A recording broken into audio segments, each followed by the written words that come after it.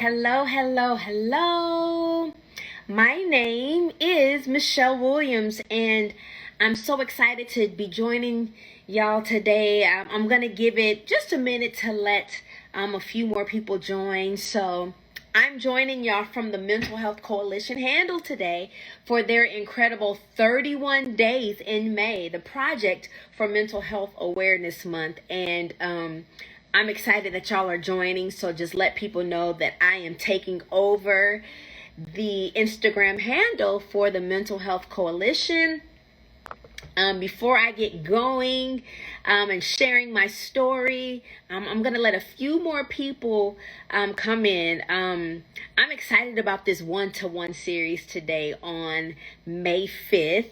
Now, we gonna let y'all go a little early because we also know it's another day.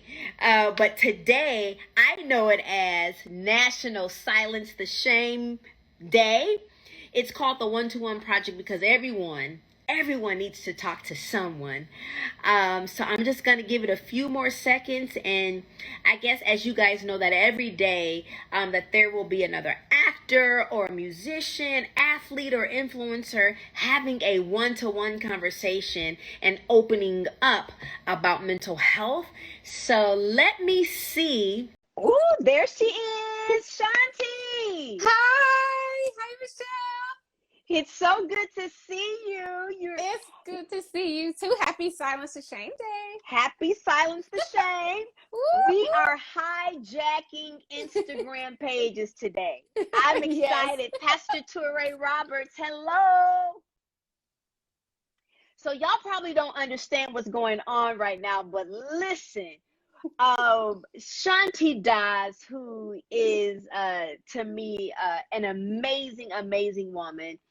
She got her start years ago in the music industry, helping to develop and cultivate and nurture hip hop artists such as Outkast and so many others. Come on, we got to give flowers while it's due, because I don't know if Shanti Das hadn't answered the call of music, we probably wouldn't be sitting here today. But she has also answered another call in the area of mental health and mental illness and letting people be aware.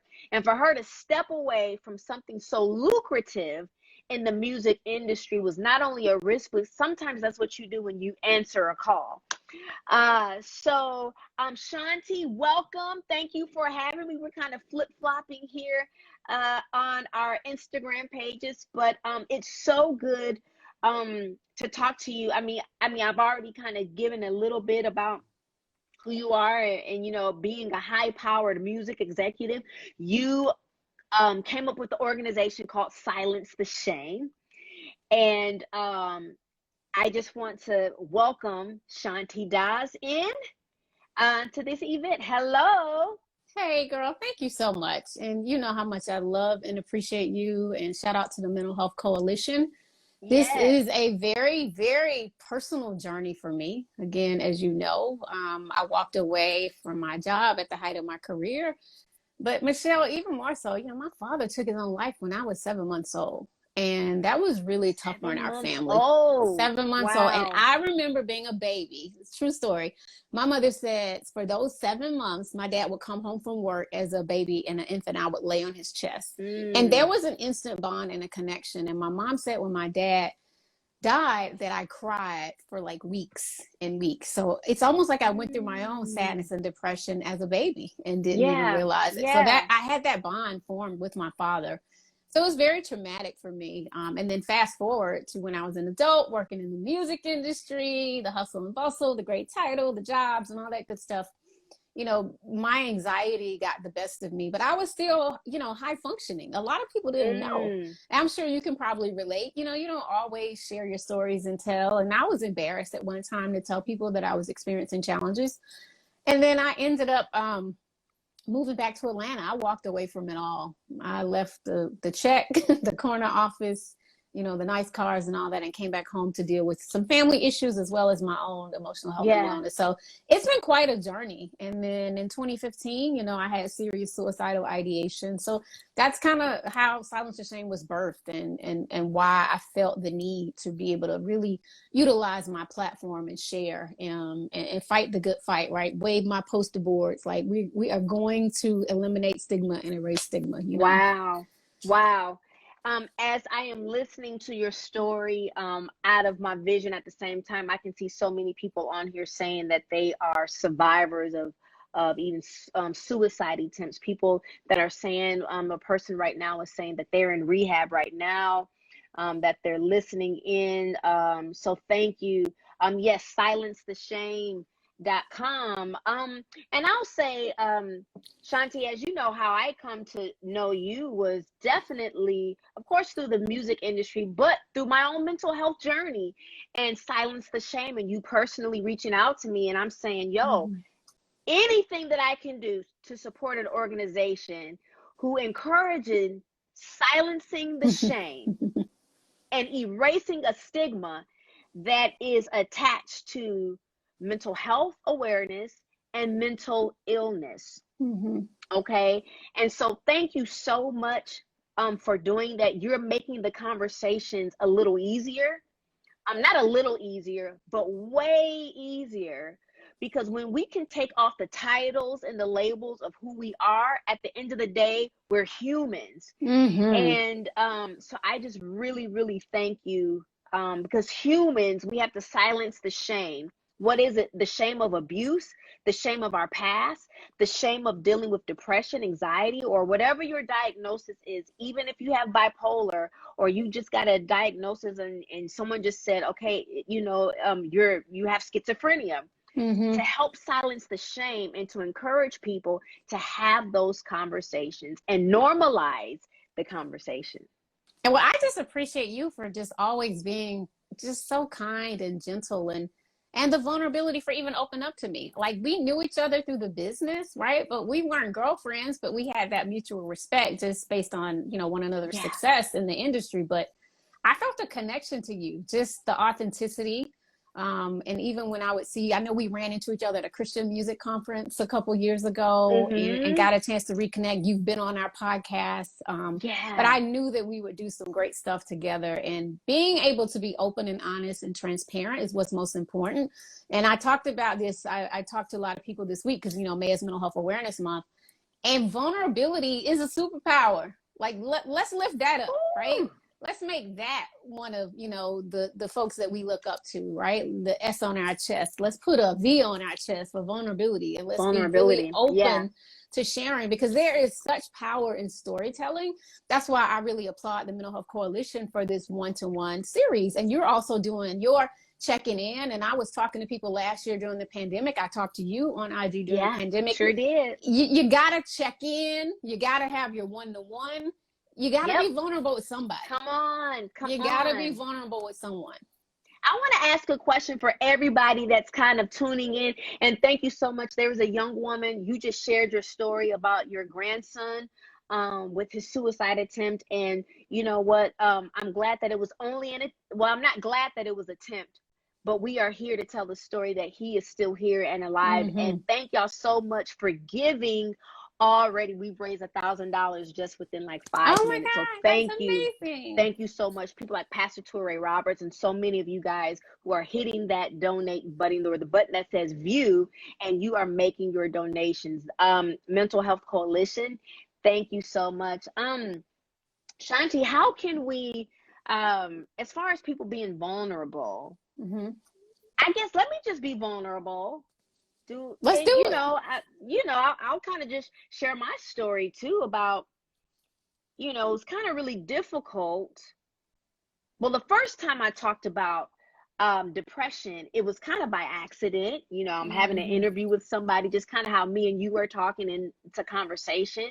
And somehow it just came out that, I was really depressed. Matter of fact, I need to actually find the interview to even see how it came about. Fast forward to 2018, my hospitalization in a mental health facility, the way that came out is not how I wanted it to come out. By the way, everybody here knows that I am an open book. I'm transparent. Of course, I'm writing a book. I wrote a book about my life and depression. But just sometimes you want to be able to tell it on your own terms. Oh, yes, girl. Say that again. You don't want to be forced to tell it. You don't want it to be because paparazzi or the tabloids found out. So now you got to get ahead of the story. You know, because you still want to have integrity and dignity as it relates to your story. Or those of you that don't have to worry about paparazzi or tabloids, you have to worry about mama telling it, auntie telling it, who might have a good heart. You got to worry about, will your coworkers treat you different if they find out that you've been dealing with depression? Will your boss treat you differently if they find out that you've been dealing with anxiety? Can they handle the workload? So you probably worry, well, I don't want to share that I have depression, anxiety, schizophrenia, or bipolar, or whatever it is, because you are afraid that maybe they're going to try to lighten my workload. So who was it for you that you felt okay with sharing with? As different and difficult as it was for you to share your story, what was that kind of defining moment or that aha moment for you where you were like, okay, I can tell this person, I can share. It's actually a safe space and place. Well, until it came out publicly, I hadn't told anybody. I had only told one person back in the day. Okay. That was Matthew Knowles, who was Destiny's Child's manager. I had only told him. It had came out my mouth that I've said, hey, I think I'm dealing with some depression. And I remember him saying, well, you guys are doing so good. Y'all have these multi-million-dollar deals. You got Barbie dolls coming out. You're about to go on tour. And so I know, now that I look back, I know what he was trying to do. He was trying to say, no, you've got too many good things, right? But it's not about having good things. And I was dealing with depression before Destiny's Child. That's first and foremost. And some people want to encourage you because they want you to have gratitude. Because gratitude can sometimes help silence or lessen the feelings of sadness. When you think of gratitude, you're like, wow, I'm so thankful for what I do have. Let me not be depressed about what I think I don't have, or let me not be depressed about the past. Right. But how about sometimes you can't help it, right? Sometimes you can't help it. And so at that point, and sometimes this was close to 20 years ago, people weren't talking about this. Now, if you tell somebody you're depressed now, there are resources we're going to give you to. We're going to pray with you. We're going to sit with you. We're going to tell you, hey, this therapist is good. Or like I said, we're going to give you various resources. We're going to send you over to Silence the Shame. We're going to send you over to the Mental Health Coalition. Y'all are partners. We have resources now versus, girl, I wouldn't share that if I was you. That's right. You know? That's right. That's right. Well, I mean, I want to ask you something because I know you have this book coming out. Is it okay if I get into that a little bit? So, tell us about the journey with the book that's coming out at the end of the month. And I already pre-ordered my copy, so I will be getting mine. So I suggest y'all head on over to Amazon and order your copy of Checking In. But how getting real saved your life and your depression? Can you talk a little bit about that and, what that really meant to you? Well, the fact that I'm an open book can sometimes work for me and sometimes it's worked against me because sometimes people aren't ready for the real, right? But I said, you know what? I'm going to be real I got to be real about everything, but why not really be real about something that can save a life? About someone that can say, hey, I'm going to check in with the therapist. I'm going to check in with a close friend of mine. You know, Shanti, you know what it's like to have somebody that you could check in and somebody that, can show up for you when you needed them the most, right? And so it's how we can check in with our friends and show up for them, right? And so I just think, I think for me, the book is just literally getting real about it, right now I'm in a great place, but I wasn't always this strong. 3 years ago, sis, I didn't think I'd be here right now for us to be talking about it. Or if I was here, I probably would be choosing a different profession that allows me to just kind of drop off the face of the earth and people not even care anymore. Well, thank God you are here with us. But when you talk about silencing the shame, your organization, Silence the Shame. Okay, well, silencing the shame of feeling like a hypocrite, silencing the shame of, because you're this public figure, you're supposed to be strong. People want to be like you, Shanti. There are people who aspire to want to be like me, but if we come out and say we've had some suicidal thoughts, ooh, I don't want that. I don't want to be like you. So, you just feel like, well, maybe I should have kept this to myself. So that's the shame that we're silencing. But instead of silencing, we want to amplify courage. That's right. We want to amplify bravery. That's right. I want to ask you one last question, and then I know you want to bring in one of our other illustrious clinicians and experts. But how does therapy and faith both play a role when it comes to your mental health? Because that's one thing we also share. We are women of faith, right? Yes. And I just feel like you can have both, right? You absolutely can have both. One of my favorites, she is a therapist, but her specialty is trauma, and that's Dr. Anita Phillips. I love her, out of Maryland. Yes. Bomb.com. Yes. Honey, let me tell you, she said, prayer is a weapon. Therapy is a strategy. Because with prayer, you can break down all kinds of things. With prayer, as someone also said, healing is a process. A miracle is something that takes place right away. So sometimes with prayer, it's an ongoing healing process, and you need to incorporate prayer in your ongoing healing process. Now, just like I would incorporate physical therapy if I have a broken ankle, right? I'm going to incorporate prayer and therapy. God, I need my ankles. I got to dance, I got to perform, I need to walk. God, not only do I want you to heal my ankles, I love to wear heels too much. So I'm going to be praying, right? But physical therapy is also the strategy needed to heal. That's right. So not only am I going to pray, but God also equipped, just like he equipped the neurosurgeon or the heart surgeon or the family practitioner or the obstetrician gynecologist, he also equipped a therapist. He equipped a psychotherapist. He equipped a psychiatrist with things of the mind. Absolutely. Absolutely. Right? So it's just, to me, I just feel like prayer is my weapon. Therapy is the strategy. So if I go to physical therapy for a broken ankle, I'm going to go to therapy if I'm feeling depression, or I'm going to go to therapy just to process a good thing that maybe I don't feel like I deserve. Therapy is not just for things going wrong. Therapy is not just to process trauma. Therapy is like, I'm in a good marriage. I'm in a good relationship. Yes. Ooh, it's overwhelming. So people feel like you got to wait till something is bad. Why don't you can go to therapy to process a transition. There's 100%. One person on here, you're probably thinking, I've been on this job 10 years. I'm ready to quit. You can go to therapy to have somebody help you process it. 100%. I tell people we need to normalize therapy. Like, okay, I got to pick up these cleaners. I'm going to cleaners. I got my therapy appointment. I got my nail appointment. Like, it should be a part of our daily regimen or weekly regimen. Listen. It's no different. And guess what? Prayer, when I was going through my suicidal ideation, right? My sister tell us about it. My sister encouraged me to call the National Suicide Prevention Lifeline, which is 1-800-273-TALK. Shoes and socks, honey. I got to get comfortable. Let's get comfortable, girl. Come on, So sis. I called the National Suicide Prevention Lifeline, which is 1-800-273-TALK. They helped me to de-escalate what I was going through in that crisis right at the moment. And then I texted my pastor, Dr. Senator Reverend Raphael G. Warnock of the state of Georgia. And he said to me, because he's my mentor, he said, I will pray with you, but you got to go to the doctor.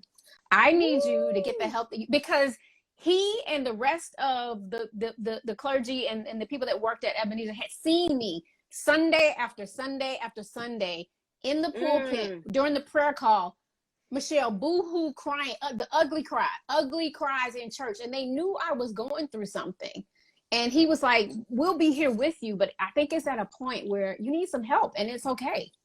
So hashtag prayer and therapy, whatever you call it, whatever faith or spirituality you believe in, it's okay to have both. Yes. Yes, thank you so much for sharing that. Thank you for sharing that a pastor said, "Baby, I can pray with you and for you, but Yes. you need some other help because um uh pastors and a lot of ministers, they have they do have a weapon, which is prayer, but Mm-hmm. some aren't equipped and some didn't go to school for psychology. Mm-hmm. Now I Mm-hmm. don't know what I don't know everything that takes place in seminary or when you get a doctorate of theology. I'm sure some psychology or sociology has to be talked about a little bit, Mm-hmm. but I love when someone can say, honey, I don't know all that you're going through, but as I was looking through my research, I found a center or a place or a therapist. I would love for, one year at my home church in my hometown of Rockford, Illinois, Mm-hmm. I asked for therapists in the audience to raise their hand. Mm-hmm. And about 10 people raised their hand in a room about maybe close to 1,000 people, probably more than that. So there are therapists that are even sitting in your church or your Mm-hmm. organization. Mm-hmm. Whatever your Mm-hmm. faith is, there are people sitting at the hall of Jehovah's Witness. There are people sitting at a temple or a mosque that are probably therapists, That's right. That's right. who probably go either overlooked or feel like there's no use for them. Right. Mm-hmm. So I'm excited that more organizations and people of faith are tapping in to mental health awareness. So listen, me and you can just talk all day I now. know. I know. We got another guest we got to bring in. Okay, so we're going to bring in Jewell, the executive director of Silence the Shame. She's a national certified counselor with 20 years of experience in mental health services. So let's bring her on in. Let's see if we can Yes. do this. Let's find Jewell. She has been a godsend to Are our you doing that or organization. me? You from from Okay, your I end. just I Yep. just let's see if she come There on we go. in. There we go. Hey, Jewell. Hey, ladies. Come on, girl power. Yes. So first, can Listen, we pause to just accept everything that you all were giving us to this right now? This has been an amazing conversation. So thank you. Jewell, it is a pleasure to talk to you. You are the executive director of Silence the Shame. But Jewell, can we go ahead and love on Shanti today a little bit? She's honoring so many people today. And I'm like, we're here because of you, Shanti. We're here Yes. because of your courage and your bravery. And I'm so excited. It's like, you guys, have y'all seen somebody, an organization, literally start from the bottom? And now so many amazing organizations are calling on Silence the Shame to partner and to give and donate. So that's why we are here. Shanti, I thank you for not giving up. Mm. Don't make me cry today. Oh my gosh. I thank you for not giving up. Jewell, I thank you. I know you from somewhere else, but thank you for partnering with Silence the Shame to take it to a whole nother level. Prayers are being answered as we speak. So it's Absolutely. to encourage all the people that are here right now to don't give up. God's got some people he's going to send your way to help you with your purpose and assignment. But I'm done. Go ahead, Jewell. Go ahead, girl. Take us away. So let's just talk about the power of storytelling. The therapeutic opportunity to hear you ladies share, to be vulnerable, to be transparent. That in Yeah. itself is one opportunity that we can recognize how we can practice good mental health, right? Okay. It's having that conversation. And Michelle, you talk so much about those really concrete strategies that we can do every day, and realizing that sometimes it is hard. Having depression is not, a good one day, bad the other day. It's a consistency. It's just really that ebbs and flows. And you know when it's good, you know when to step back, you know when to take deep breaths, you know when to engage and talk to professionals. But also remembering that you don't have to feel bad to talk to a therapist. And Mm. I like to think of a therapist, they're our paid friends, right? We talk to our free friends all the time.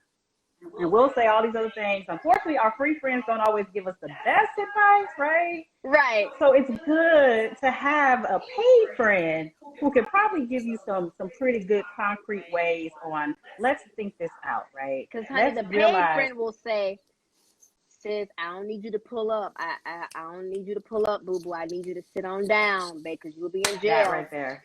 Just sit on Yep. down. I have a question for you, Jewell. Yes, ma'am. As a certified counselor of over 20 years, how have you seen the area of mental health change? Maybe even just from 5 years ago. It's actually gotten a lot better as far as reducing that stigma, right? Okay. And what I love, because again, 20 years is a long time. The thing is that when you see where people will not talk about it, particularly in communities of color at all, to now, where we are now, like everybody is talking about their mental health. Like I'm sad, I can't stop crying, and I'm lonely, I'm grieving. How much have we lost, right? This is all that we're talking about right now. So to see that transformation, to see where Silence the Shame and Mental Health America or NAMI, where they have been out in the communities, really connecting with families and others who are suffering, this is where you have seen a change. Where you can have these types of conversations and not feel ashamed to talk about it, but we still got work to do, right? But we still got a lot of time that we can really engage with each other, remembering to having those conversations, taking care of ourselves, ensuring that, we're eating good, we're exercising, some very good concrete ways, and then making sure that we continue to have a conversation, not just recognizing in May, but every month, every day, every minute that we can think about, where we're thinking and feeling and behaving. Because that's all our mental health is, right? So it's really getting that concrete understanding that it's everything that you are. When you're having a bad day, those are your thoughts, these are your feelings, and it interacts with your behavior. So it's important to really understand how that works together, because you can start changing the way you're thinking, which is going to change the way you're feeling, which is going to change the way you're behaving. So really taking time to think about, how am I seeing myself? How am I seeing others? What is my perspective? Really putting those things, I think, is a good way that we really can continue to work to eliminate that stigma. That's so good. Go ahead, Shanti. No, I was saying hey to Dr. Alfie. Dr. Alfie. Oh, I thought you was waving your hand because you wanted to say something. What do you think? What's the best way to approach someone, Jewell, that you might be worried about? It's always important to think about what relationship you have with them, right? So if you can have a relationship where you're just sitting down, like, let's just talk. Like, what's going on? Like, kind of like really what we're doing yourself lately. Right now, that is the modeling, right? And even if you don't have that relationship, just doing a check-in and just saying, hey, I haven't really seen you around work as much. You don't really seem engaged. If you ever need to talk, I will be here. Or, another way, if you really think there's something going on, just share some resources, right? Talk about, maybe if you're an employee assistance program, right? You can talk to people. That's free to you, that can still help you process. So these are resources you can provide, whether you work with them or whether you're close with them, or if you just are concerned, right? Because you don't have to know someone to be that extra step to say, are you okay, right? Yeah, that's so good, Jewell. Shanti, what are some resources that you think people may not know about? People often say like, oh, I need to get a therapist. I don't know where to even start or begin. So we direct people to, there are several different ones depending on your cultural background, but you can go to therapyforblackgirls.com, therapyforblackmen.org. Another great resource is psychologytoday.com, betterhelp.com. And then there's some really cool apps because, breathing and mindfulness is so important from a self-care perspective. So like Calm and Headspace. Those are really good ones. There's one that was founded from an African American called Liberate. So those are really good. And then how about this? The Mental Health Coalition, right? Again, shout out to Kenneth and everybody, Nicole and everybody at MHC for the work that they're doing. And the important thing that I like about the Mental Health Coalition is, you know, they have brought together all of these amazing mental health advocacy organizations so we can partner. There's strength in numbers. So why wouldn't we work together? Why shouldn't we work together? So help is available. That's the important thing. Resources are there. And then just on a basic level, Michelle, a lot of people don't know this, especially in urban communities. There's what's called community boards, right? And so you can reach out to your local organizations and Google it and find community boards that can support from a mental wellness perspective. And then I'm excited. I just found out that CVS today, shout out to CVS. Hello. Yeah. They are making mental health a part of their minute clinics now. That is huge. Yes. Amazing. So CVS is doing a whole thing, and we're excited about that. Either one of y'all can step in. First of all, CVS, thank you so much for making care truly accessible. So if you're going to get your tweezers or your shave cream or your little kettle chips, going right on back in the back to the Minute Clinic. If you feel like you might need somebody to talk to, we all know that depression does not have a look. It, as I write in my book, it is high class, low class, middle class, no class. Child. It does not just say, you know what, this person only makes $2. I'm gonna go bother this person versus the person that makes $100. Depression does not care. Mental illness doesn't care. Mental illness does not care. And I just wanted people to understand, because, you know, we see, I don't want to hear nothing y'all got to say, because you guys are around influential people. Y'all don't have no reason to be depressed.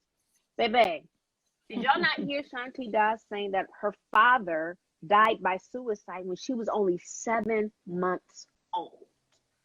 So you've got somebody who was almost kind of predisposed to her response to someone dying by suicide. This is before she became a high-powered executive in the industry. Jewell, your own attachment to the field, I don't think you just woke up one day and said, you know what, I think, yeah, this is what I want to do. I mean, you could have. You could have. Not at all.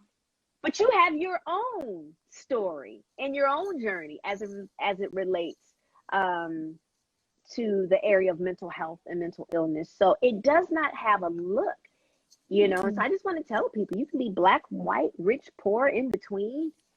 You know, it will hit you.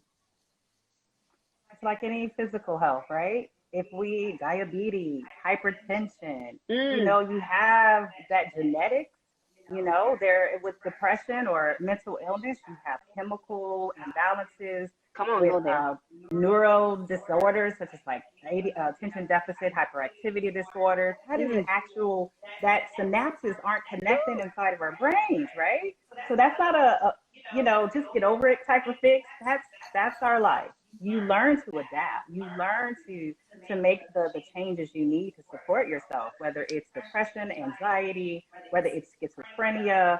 There is just so many that we can think about, but really recognizing and understanding your mental illness is the first step. And then recognizing how to care for yourself. And then to teach your family, like understanding, look, when we have these types of discussions, it's a lot for me, and I cannot just continue to engage in this. Learning about, you know, that toxic behavior, trauma has plagued our community, particularly among communities of color, with racial trauma, and just that intergenerational trauma passed down just from slavery, just everywhere that we have kind of gone through. That's so good. And just kind of understanding how our brain is wired to respond to trauma. You know, when bad things happen to us, guess what? Our body responds to it. And most times we don't even know what's happening. You know, that traumatic stress we don't even know what's happening until it's like, oh my God, maybe my muscle pains, or maybe I'm snappy all the time, or maybe I just can't get out of bed. Our symptoms are going to vary, depend on who you are, because just like our physical health, it depends on who we are, what we're made up with. And it doesn't Wow. have a look. You're And it answering doesn't matter how questions. much money you got. You just answered someone a question that said, how can you identify if you are experiencing depression? And you just kind of named some of them. Shanti and Jewell, folks are asking, how can we follow y'all? So you can follow us at silencetheshame.com and follow me at Shanti Das 404. Thank you, Michelle, for letting me be on your page today. And I just want to thank everybody that has donated to our Silence to Shame Day fundraiser. Thank you to the Mental Health Coalition for fundraising on behalf of our organization. We are just so grateful to do this work. And we also have a podcast, Michelle, that you are featured on.